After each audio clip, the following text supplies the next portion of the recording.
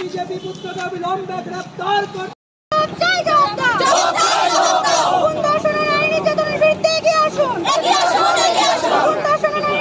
আমরা এসএফআই টিএসইউর উদ্যোগে আজকে পুলিশ হেডকোয়ার্টারে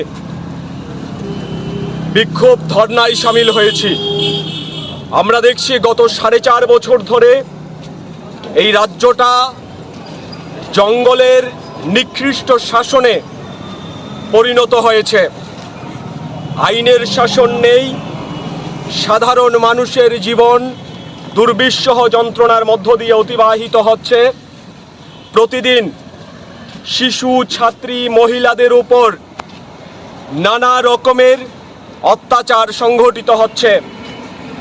সরকারের ঘনিষ্ঠজনেরা এবং শাসক দলের একেবারে নেতৃস্থানীয়রা খুন ধর্ষণের মতো ঘটনায় মেতে উঠেছেন।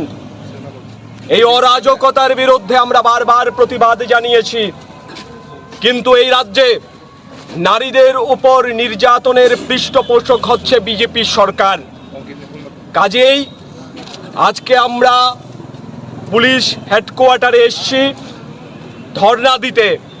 রাজ্যে আইনের শাসন পুনঃপ্রতিষ্ঠা করার জন্যে পুলিশকে মেরুদণ্ড সোজা করে দাঁড়াতে হবে। এই পুলিশ মেরুদণ্ড বিকিয়ে দিয়েছে।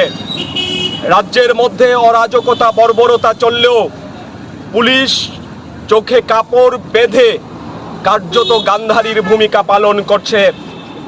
কাজেই পুলিশকে সক্রিয় হতে হবে।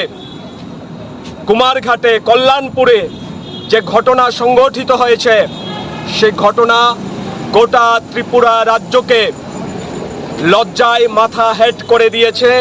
আমাদের রাজ্যের মন্ত্রীরা এই ঘটনাগুলিকে আড়াল করার চেষ্টা করছে, এই ঘটনাগুলির মদত দিচ্ছে। কাজেই এসএফআই টিএসইউ আজকে দাবি তুলেছে যে খুন, ধর্ষণ, নারী নির্যাতনের বিজেপি সরকার আর নেই দরকার। এই স্লোগান আমরা সর্বত্র তুলে আজকে এই প্রতিবাদ কর্মসূচি সংগঠিত করছি। আমরা জানি এই সরকারের আয়ুকাল প্রায় ফুরিয়ে এসছে, আরও 4-5 মাস এরা সরকারে থাকবে।